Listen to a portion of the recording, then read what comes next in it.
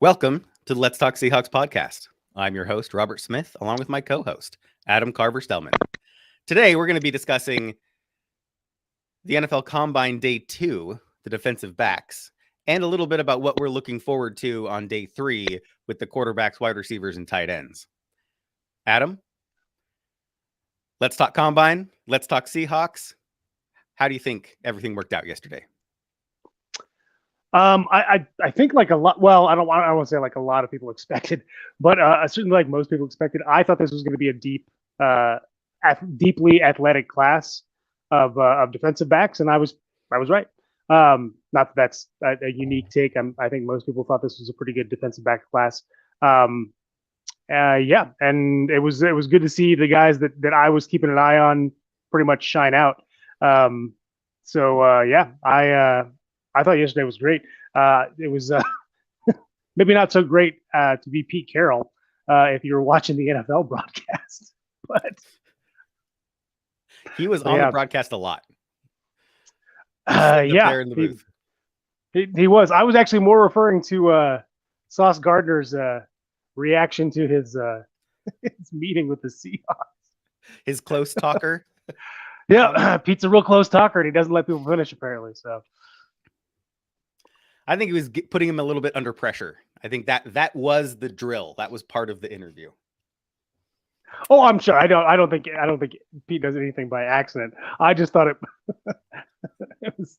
If you had read some of the comments that were being thrown around online immediately following those comments from Sauce Gardner, it was a pretty interesting day to be a Seahawks. But yeah, it was a good watch. So how did some of the players you were watching do yesterday? What's your opinion of how they did?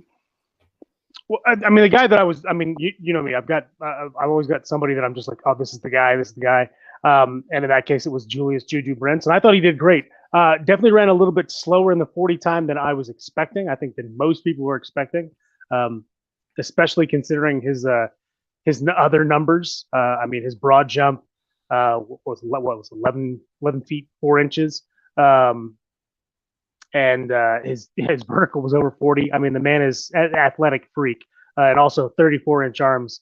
Why is he not playing basketball? I wonder. But I mean, he'd be a small basketball player. But yeah. So his what was it? 4.58 40 time was a little surprising, or 4.53. Sorry, I don't want to undersell him. But I think he plays a lot faster than that. I still think he's squarely on the Seahawks radar. And I'm actually kind of glad he didn't run a real great 40 time, because I think that might have shot him out of the area where the Seahawks are going to be picking. So him, and then the other guy that I mentioned yesterday was my experimental corner for the Seahawks. And I say that because he's another one of those guys like Trey Brown, who they drafted pretty highly a couple years ago, kind of outside their normal parameters for drafting. Shorter guy, under 6 foot, in this case 5'9", shorter arms, but still just a real athletic freak. And he shined out too. I mean, he had a great 40 time blazing. He had, he showed out in the athletics. He put up over 30 on the bench. I mean, he's this kid. He might be small, but he's still a baller. Yeah, you're talking about Tre'Vius Hodges Tomlinson, right? Tomlinson. Sorry, yes, I didn't mention his name apparently when I started talking about. Yes, that is the other person I was focused on yesterday. I didn't get to see Skinner, unfortunately. I had to be at work about the time that he was starting to do his 40 times. So, but the other two guys I got to watch, and I was impressed. Excellent. Yeah, I was watching a few guys. So I said the top guys, right? Joey Porter, Gonzalez, Witherspoon. We knew Witherspoon wasn't going to be participating because he had that minor hamstring injury that he had an MRI on Thursday night. So we knew he wasn't going to be working out. I can't knock guys for not working out if they have an injury, and he had an injury. But I tell you, it hurt him as much as it helped Gonzalez that Gonzalez worked out and he did not at this combine.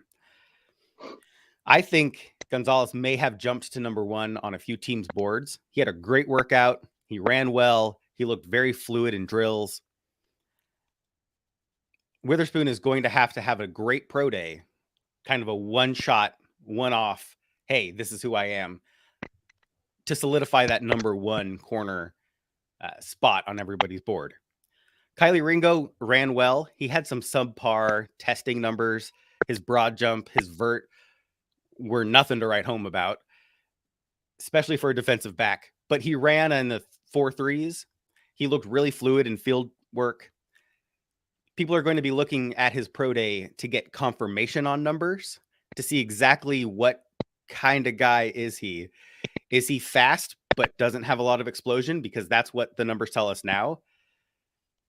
It's kind of weird. So we'll see. A lot of people are running a lot faster than they thought at this combine. So do we just have a really fast turf out there in Indy? We'll see. And then I was looking forward to watching Rayshawn Wright. He didn't work out, so I did not get to do that. Those are the three guys I was watching, or the three things I was watching. Kind of my takeaways. A few guys caught my eye. Kei'Trel Clark out of Louisville, Riley Moss out of Iowa, and then the safety Daniel Scott out of Cal. All those guys I have to go in and do a little more work on, because they looked really good in drills. They were really good in athletic testing. I've got my homework, because I got to go find out if these guys are legit, because they looked really good out there.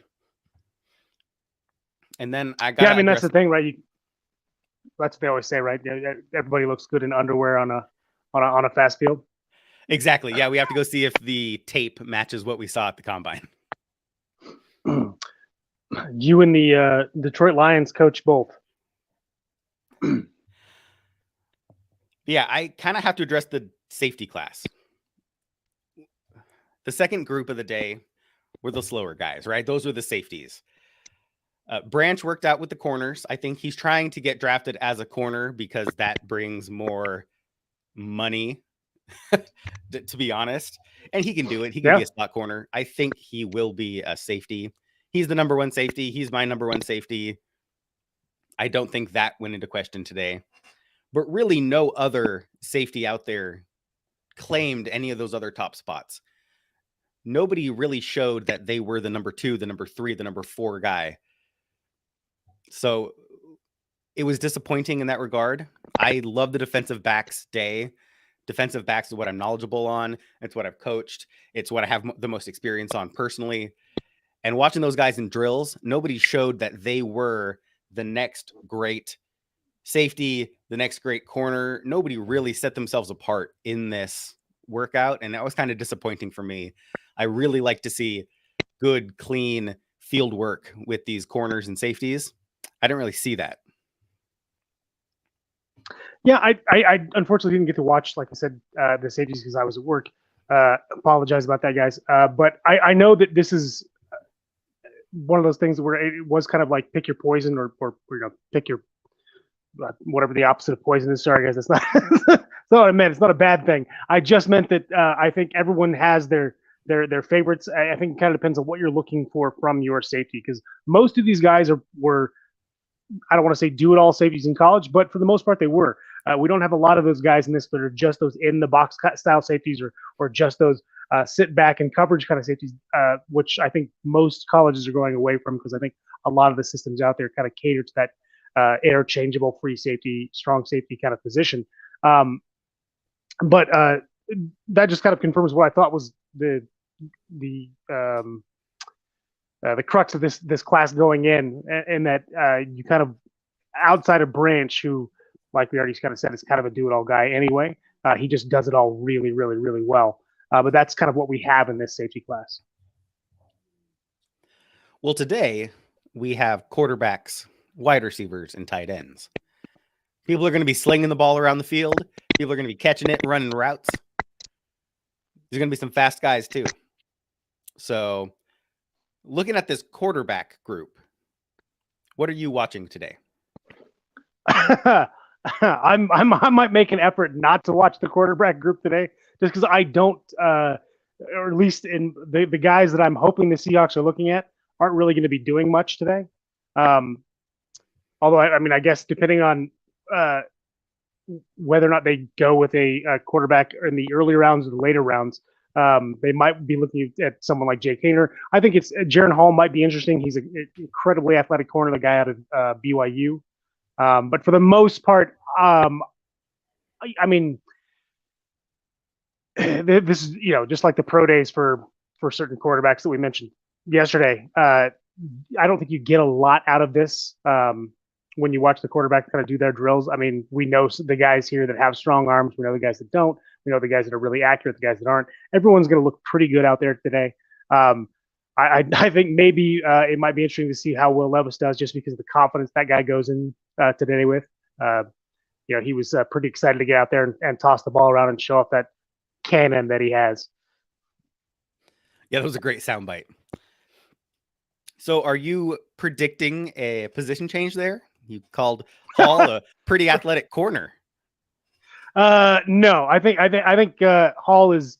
I mean, look, anytime you have and not to get into politics and racial bias, anytime you have a really athletic, especially when they're African American quarterback coming out of college, someone out there is always going to make a suggestion that they switch positions, and sometimes that works. I mean, there's a long list of athletic quarterbacks coming out that have made position changes and had pretty decent careers in the NFL. And there's a long list. There's maybe even a longer list of guys that refused to change positions and don't have much of a career in the NFL. But I think if Jaron Hall gets drafted, he's going to be drafted as a quarterback.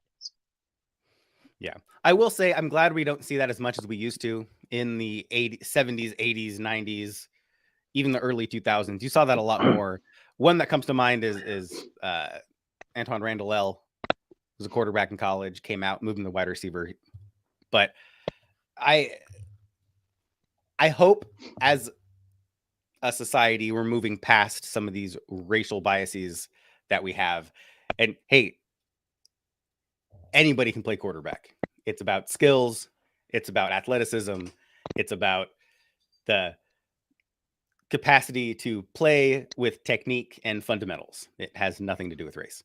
So I was mainly just giving you a hard time over. Are we sending that soundbite to Bill Polian, by the way? Yeah. Always. Let's do it. For me, I'm looking at the tier 2 and tier 3 guys. I don't want the Seahawks to take a quarterback with one of their first round picks. I think we have bigger holes we need to address. People always say next year's class is better, but this is legitimately next year's class is better. With name, image, likeness money floating around college, guys are staying in college longer, which means as we get further into the NIL era, we're going to have better quarterbacks coming out because guys will be developed before they hit the NFL. So I'm looking at tier 2, tier 3 guys, Stetson Bennett, Jake Haener, like you just said, guys like that who I think can solidify that number 2 quarterback role that I'm pretty sure will be vacated because I don't see the Seahawks re-signing Drew Lock. And then another guy, I should mention there's one more guy that I'm going to be looking at just because I didn't get to watch him a lot in college. I don't think you, and maybe you did. And that's, was it Tyson Bagent? Bagent? I might mispronounce this man's name. I probably am. But out of Shepherd. Small school guy, but has started to get a lot of buzz. And his name has been flouted about a couple of times in connection with the Seahawks. So I will be watching his work out as well. Excellent. Yeah, he was one of those kind of tier 3 guys that was on my radar. Let's see if I can see how he goes, and maybe I'll move him up to tier 2 in my mind. I also want to see if Tanner McKee steps up and firmly claims that number 5 quarterback spot. There's a chance that 4 quarterbacks could go in the top 10 this year, and Tanner McKee could slide in that first round as well. And I want to see if he comes out and shows out that he is that guy.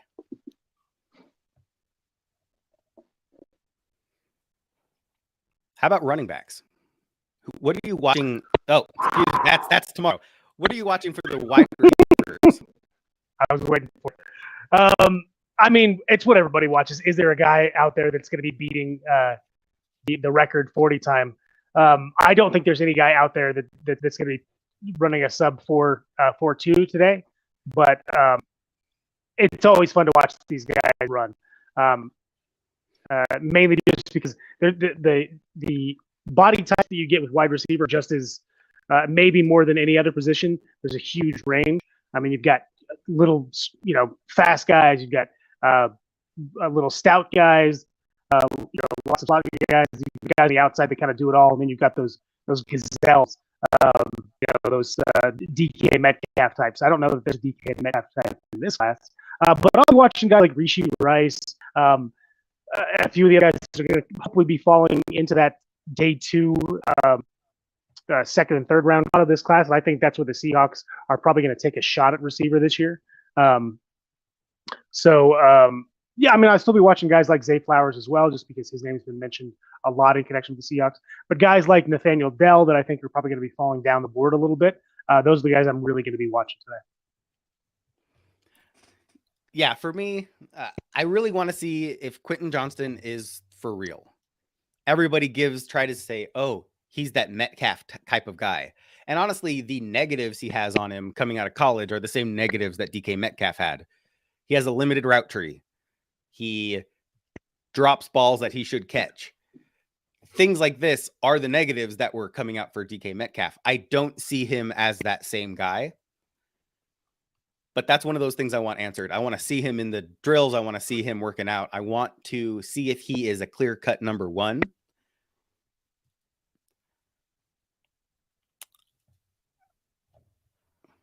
There's the other top guys in the class. And I want to see if they beat Quentin Johnston for that top spot. I'm talking about guys like Jackson Smith and Jigba. And Jigba isn't working out. He's at least not running the 40, which is the number 1 question on him. So for me, that puts a bigger question on the player. If you know that's your weakness, why aren't we doing it? I'm talking about guys like Jordan Addison, Zay Flowers, and Smith and Njigba to round out kind of those top 5 guys. We'll see. I'd like to see if Kayshon Boutte from LSU actually answers some questions, because he was one of the top guys going into the season, and now he's firmly a day 3 early guy, maybe a 3rd round guy. So let's see what happened there. If we're looking at specific guys that I'm watching, Zay Flowers, I'm a big fan of his. I want to see if he confirms what I think of him as a player. Like you said, Tank Dell, I want to see how he performs on the field. And then I'm also watching Josh Downs out of UNC. Those are all guys that are really high on my personal board, and I want to see how they perform to see if it confirms what I've been thinking. If I had a guy like that I'm just kind of trying to get some answers on, it's Cedric Tillman. I just want to see how he looks out there, how healthy he looks coming back from that injury, because he's a guy, and no spoilers here, but if the Seahawks are looking at a quarterback, I think we both want them to take a look at that guy out of Tennessee. And I'm a big fan of pairing up a rookie quarterback with a known wide receiver from his school. We've seen some great success with that in recent years in the NFL. So Cedric Tillman's another guy I'm going to have my eye on. Not that I don't have my eye on Jalen Hyatt, but I don't think he's going to be there when the Seahawks are picking. So, all right. Coming off injuries, we'll see if everybody's able to work out and what's able to happen. I think word is that Hendon Hooker had good interviews, so that bodes well for him. I don't think he's going to be able to work out today. And then I'm not sure on the status of Cedric Tillman, so we'll have to wait and see what happens there. For the tight ends, what are you looking at in this tight end group? This deep tight end group? Oh man, this is the one where the agility drills, like the catching drills, I think are the ones I want to see. A lot of these guys are end up being, or at least some of the lower name guys end up being the guys that a lot of the quarterbacks are throwing their passes to, just because they're supposed to have good hands. So I'm going to be watching those guys there. 40 times always fun to watch for these guys, because these are obviously bigger receivers or receiving targets, and we've seen some really good 40 times put up over the years. But I think I just kind of want to see, is there a guy out there that no one's talking about as a day 2 or day 3 prospect that might push his way up into that conversation? Like Brent, there's Brenton Strange out of Penn State, who I really like. Luke Schoonamaker out of Michigan. There was another guy. Cameron Latou out of Alabama. He's definitely more of a blocking tight end. That's how he was used in college. So it'll be interesting to see how he looks catching the ball. But yeah, those are my focuses when we talk about the tight end group. Yeah, I'm looking to see who's a complete tight end. Like you said, Latu is kind of on my radar as well. He was used a lot as a blocking tight end. Okay, well now can he go out there and run routes? Can he catch the ball cleanly? So I'm looking to balance these guys because you know me, I want a balanced tight end. I want a guy who can do both because if you're just a receiver, go play receiver. A receiving tight end who's a liability in the blocking world is basically a slow wide receiver. And if I want a wide receiver, I'll have a wide receiver. So I'm looking for complete tight ends. A few guys that I have my eye on, obviously, are some of the same guys you do, like Luke Schoonmaker out of Michigan, Sam Laporta out of Iowa, and Noah Grindorf out of North Dakota State. Those are three guys I'll particularly be watching, as well as the guys you said. And then I expect Michael Mayer to have a great combine, and he's the kind of guy solidify himself as that number one guy. Yeah, and I expect him to be. He's number one on my board, but then again, he actually plays the position of tight end and not slow big receiver. So, yeah, he's a guy I'd take hands down if he was there at 20. Even though we have tight ends, that's not somebody you let slide. But you're gonna see a lot of very upset Seahawks fans out there if they draft a tight end at number 20. Not that he's not worth it. Not worth it. I'm just saying that's gonna be up there with the K9 pick, which worked out pretty well. So maybe there's something to the Seahawks kind of going in a different direction than most people expect or want them to. And look, that's how you get great value players is by going away from where the board is running. I mean, when you have runs on receivers, you want to go away from that. When you have runs on, I mean, you don't want to be the last person to draft one, but it's not always a bad idea to kind of go away from where the rest of the board is going. I will say this. I think that it's going to be interesting to see because the Seahawks have been noted, like you said, for taking those more complete tight ends when they take them. They want a guy that's already a good blocker and plays in line. They've gone away from it a few times, certainly more often with trades than they have with selecting in the draft. But with how successful we've seen, and I always do this, guys. Sorry, this is Adam's thing. He forgets names, especially for names that are really obvious. But we have a tight end that was drafted in the later rounds. It was definitely known more as a receiver in college, kind of a skinnier guy too. He's been able to pack on some pounds and shown that he's a decent blocker in this system. So it'll be interesting to see if the Seahawks. Are you talking about Colby Parkinson? I am talking about Colby Parkinson. Yes. Sorry, guys. Names are not my strong suit, apparently. But yes, so it'll be interesting to see if the Seahawks take a chance on another guy that's maybe known a little bit more for his receiving skills than blocking skills, and try to develop him in the system. Because I do expect the Seahawks to take advantage of this deep tight end class. Well, there you have it. That's who we're looking at on day 3. Thank you for watching. As always, go Hawks. Go Hawks.